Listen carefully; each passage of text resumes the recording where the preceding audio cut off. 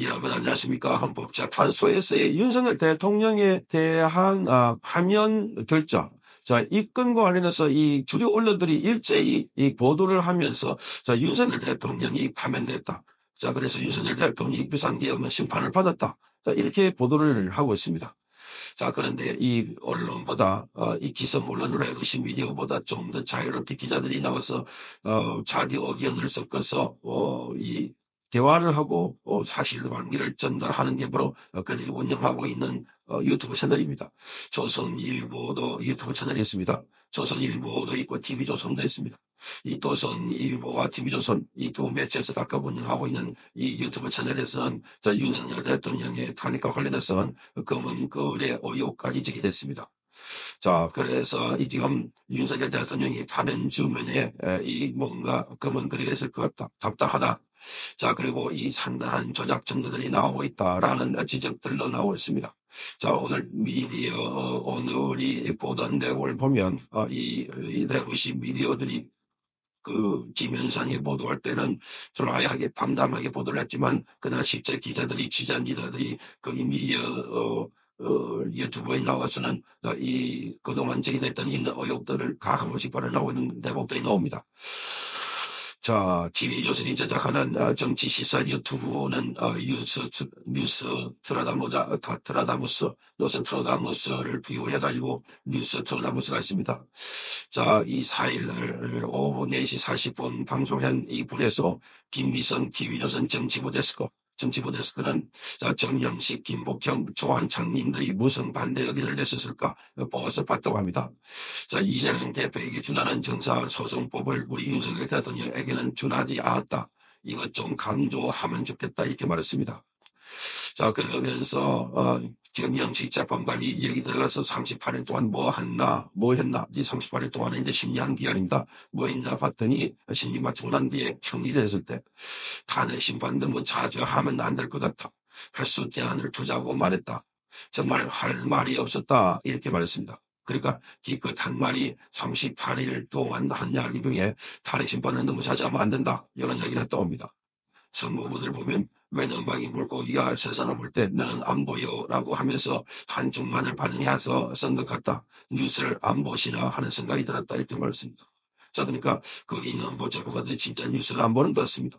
그동안 그렇게 많이 제기됐던 의혹들 이게 전부 다 보니까 윤석열 대통령이 국민들의 여론의 지지를 받고 있고 개몽됐다고 하고 있고 그리고 거기 윤석열 대통령이 제기했던 내용들이 상당히 많은 겁니다.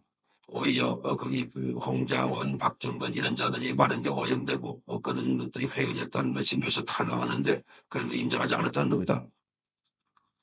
자, 미디어들에서는 또 김미성 데스크는 이렇게 말합니다. 납득이 되겠었든지 아니면 납득이 안 된다 이렇게 말한 뒤 시선자들을 향해서 홍장만 국정원 차장을 선고물에 넣었는지 자, 이 물어보시는데 넣었어요 하고 말고 여러분 기억해야 됩니다. 그냥 넘어가면 안 됩니다. 박근혜 대통령 탄핵 판결문을 안 보셨죠? 자, 안 보셨으니까 또 이렇게 10년 안에 이런 일이 벌어지는 것이다 이렇게 말하고 있습니다. 자, 이게 지금 현장에 있는 이 기자들 이 유튜브 나와가지고는 솔직하게 말하고 있는 겁니다. 박근혜 대통령 때 다녔던 것도 다 했다는 겁니다. 조선일보도 마찬가지입니다. 조선일보 유튜브에도 자, 이 4일 오전 11시 22분에 라이브 방송에서 박은주 조선일보 에디터가 이렇게 말했습니다. 박근혜 대통령 때 8대 0처럼 박근혜는 악이다 하는 분위기 때문에 8대 0의 분위기를 만들었던 것과 지금 헌법재판소가 뭐가 다른가? 이성적으로 충실해서 판단하는 것인지 의문이 생긴다 이렇게 말합니다. 의문이 생긴다. 그건 제가 오늘 인사하는 보여드렸죠. 판결문 나중에 보니까 판박이나 또야 같습니다. 조세는 안 들리고 이정미가 선고했던 거 맨 마지막에 따라서 이래를 파면이다 하는 거 갖고 보면 정말 조세는 안 들리고 자, 이정미하고 문현배가 또 같은 판결문을 읽고 있다. 그러니까 헌법재판관 안에, 헌법재판소 안에 이 헌법연구관들이, 특정인들이 계속 그것만 작업을 하고 있고 이미 답을 지내놓은 것 아닐까 하는 생각도 드는 겁니다.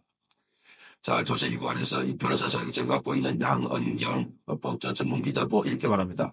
국민의 신임을 배반했다는 게 중요한 요소인데 지금은 대통령 지지율이 40%를 넘어서 일부 조사에서는 50%까지 간다.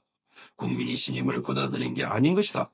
8대 0 만장일치로 국민신임을 배반한 정도의 헌법 위반이라고 판단하는 정말 이해하기 어렵다 이렇게 말했습니다. 법전 전문기들도 이 말이 안 된다는 겁니다. 헌재 선고가 단심제라는 게 정말 납득이 안 난다. 어떻게 이런 판결이 이렇게 확정될 수가 있나. 답답하고 화가 난다고 말했습니다. 자, 이 농설위원도 김광일 농설위원도 헌법재판소는 오늘로 끝이다. 더 이상 존재 이유가 없다. 이렇게 말했습니다. 자, 김광일 농설위원은 문영배 헌재소장 등이 방금 읽은 결정문 낭독은 민주당의 대변인과 같았다. 이렇게 말했습니다. 보수석에 있었던 김복형, 정형식, 조한 장극기, 정형식은 주심이고 그리고 윤석열 대통령이 직접 임명한 재판관인데 어떻게 임명적으로 설득이 됐는지 그들 사이에 무슨 검언 거래는 없었는지 어떻게 민주당 대변인인 것처럼 결정문을 낭독하고 이 재판관들 손에 통과됐는지 저희가 추가로 취재를 해서 발표내야 할 것이다. 추가로 취재하겠다는 겁니다.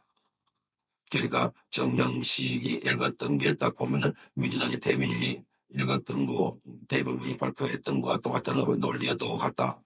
그리고 민주당이 주장한 내용을 그대로 다 씹었다는 겁니다.